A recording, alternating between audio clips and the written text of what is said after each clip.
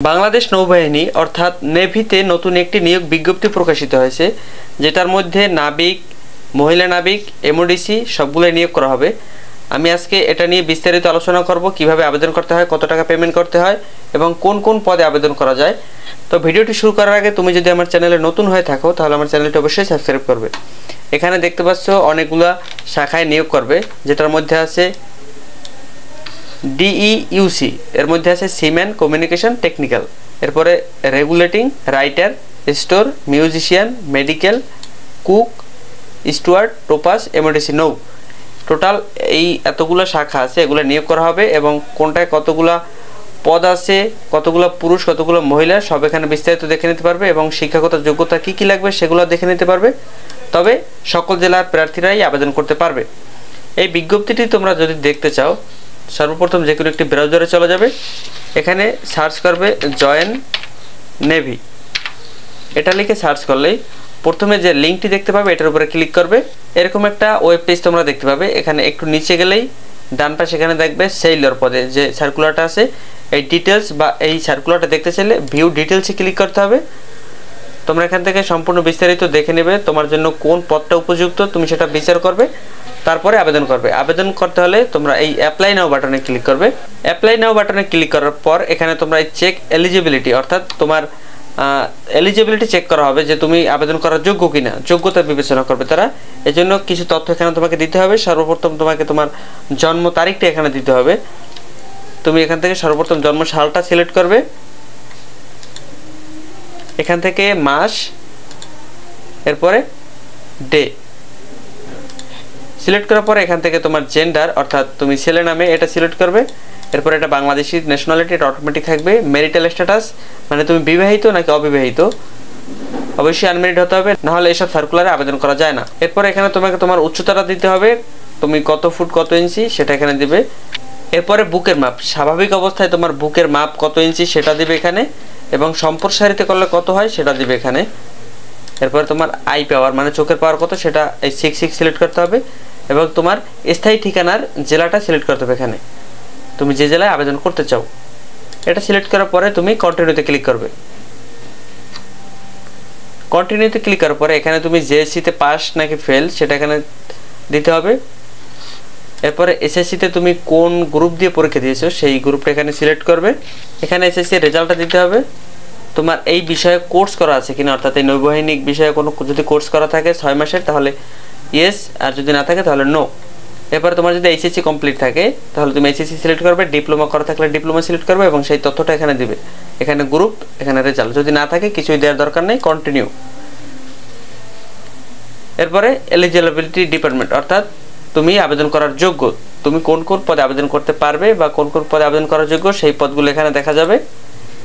এখান থেকে তোমার পদটা সিলেক্ট করতে হবে। মনে করো আমি এই সেলর রাইটারে আবেদন করব, চাইলে এখান থেকে ডিটেলস দেখে নিতে পারো, যেহেতু আগেই তোমার দেখা আছে সেহেতু আর দেখার দরকার নেই। এখানে পদটা সিলেক্ট করে তোমাকে অ্যাপ্লাই বাটনে ক্লিক করতে হবে। অ্যাপ্লাই বাটনে ক্লিক করার পর তোমাকে এখানে একটা অ্যাকাউন্ট ক্রিয়েট করতে হবে। অ্যাকাউন্টের ইউজার নেমটা এখানে দিতে হবে। ইউজার নেমটা এরকম হতে হবে, কিছু অ্যালফাবেট থাকবে, কিছু ডিজিট থাকবে এবং স্পেশাল ক্যারেক্টার থাকবে। যেমন মনে করো NAHID নাহিদ, এরপরে কিছু সংখ্যা দিলে, তুমি মনে করো 25, এরপর একটা স্পেশাল ক্যারেক্টার দিলে, এই যে টিক দেখা গেল, অর্থাৎ তুমি এটা ইউজার নেম হিসেবে ব্যবহার করতে পারবে। এরপর তোমার একটা সচল ইমেল অ্যাড্রেস এখানে দিবে, জিমেল হোক বা হোক, যেটাই হোক।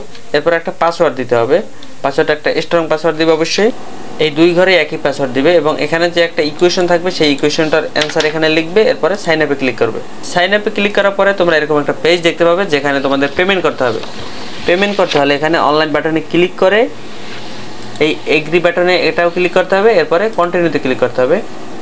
এরপরে এরকম একটা পেজ তোমরা দেখতে পাবে। এখান থেকে চাইলে তোমরা যে কোনো ভিসা অথবা মাস্টার কার্ড থেকে পেমেন্ট করতে পারো, চাইলে নেট ব্যাংকিং থেকে পেমেন্ট করতে পারো, অর্থাৎ তোমার যেসব ব্যাংকে অনলাইন সিস্টেম চালু আছে বা যেগুলো সাপোর্ট করে সেই সব ব্যাংকে অ্যাকাউন্ট থাকলে সেই অ্যাকাউন্ট থেকে তোমরা পেমেন্ট করতে পারো, অথবা সবথেকে সহজ যেটা মোবাইল ব্যাংকিং, এই মোবাইল ব্যাংকিংয়ে গিয়ে বিকাশ, রকেট, নগদ এসব থেকেও তোমরা পেমেন্ট করতে পারো।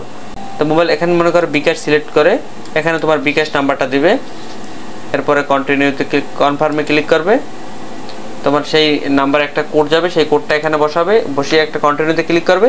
তারপরে তোমার বিকাশ অ্যাকাউন্টের যে পিনটা, সেই পিনটা এরকম আরেকটা ঘর আসলে পরে সেইখানে পিনটা দিয়ে কন্টিনিউতে ক্লিক করবে। তারপর তোমার অ্যাকাউন্ট থেকে 300 টাকা কেটে নেবে। এরপরে তোমার কিছু ফর্ম ফিল আপ করতে হবে, যেখানে তোমার নিজের নাম, পিতার নাম, মাতার নাম, পিতার এনআইডি নম্বর, নিজের মোবাইল নম্বর, এরপরে তোমার বর্তমান ঠিকানা, স্থায়ী ঠিকানা, এরপরে তোমার পিতার পেশা। যদি তোমার পিতা মৃত থাকে তাহলে যে কোনো একজন গার্জিয়ানের নাম, গার্জিয়ানের বিস্তারিত সহ, যেমন গার্জিয়ানের পেশা বা গার্জিয়ান তোমার কী হয়, রিলেশন কী, এইগুলো ফিল আপ করতে হবে। যদি পিতা জীবিত না থাকে তখন গার্জিয়ানের ঘরটা ফিল আপ করতে হবে। যদি পিতা জীবিত থাকে তাহলে গার্জিয়ানের ঘরটা ফিল আপ করার কোনো দরকার নেই। এরপরে তোমাকে শিক্ষকতার যোগ্যতার কিছু ফর্ম ফিল আপ করতে হবে, যেমন এসএসসিতে তোমার ইনস্টিটিউটের নাম কি, অর্থাৎ তোমার প্রতিষ্ঠানের নাম কি, কোন বোর্ড থেকে পরীক্ষা দিয়েছো, কত সালে পরীক্ষা দিয়েছো। এরপরে জেএসসির ইনফরমেশন দিতে হবে, যদি তুমি দিতে চাও তাহলে তুমি জেএসসির রোল, রেজিস্ট্রেশন এগুলো দিতে পারবে। আর যদি না দিতে চাও বা না থাকে তথ্যগুলো, তাহলে না দিলেও কোনো সমস্যা নেই। এরপরে অ্যাট লাস্টে তোমার নিচে একটা কনফার্ম বাটন থাকবে, সেই বাটনে ক্লিক করলে তোমার আবেদন কমপ্লিট। একটা আবেদন কপি পাবে, সেই আবেদন কপিটা অবশ্যই ডাউনলোড করে সংরক্ষণ করে রাখবে। এবং সবথেকে ইম্পর্টেন্ট যে কথাটা, একটু আগে যে অ্যাকাউন্ট আমরা ক্রিয়েট করেছি ইউজার নেম পাসওয়ার্ড দিয়ে, সেই ইউজার নেম এবং পাসওয়ার্ডটা তোমরা সংরক্ষণ করে রাখবে। পরবর্তীতে যখন অ্যাডমিট কার্ড প্রকাশিত হবে বা যে কোনো তথ্যের জন্য যদি তোমার অ্যাকাউন্টে লগ ইন করতে হয়, তাহলে সেই ইউজার নেম পাসওয়ার্ড দরকার পড়বে। তো আজকের ভিডিওটি এই পর্যন্ত। যদি ভিডিওটি দ্বারা সামান্য উপকৃত হও তাহলে ভিডিওটি একটি লাইক করবে। আর যদি বুঝতে কোনো অসুবিধা থাকে তাহলে অবশ্যই কমেন্ট করে জানাবে, আমি কমেন্টে রিপ্লাই দিয়ে বুঝিয়ে দেওয়ার চেষ্টা করব। সকলকে ধন্যবাদ দিয়ে ভিডিওটি শেষ করছি।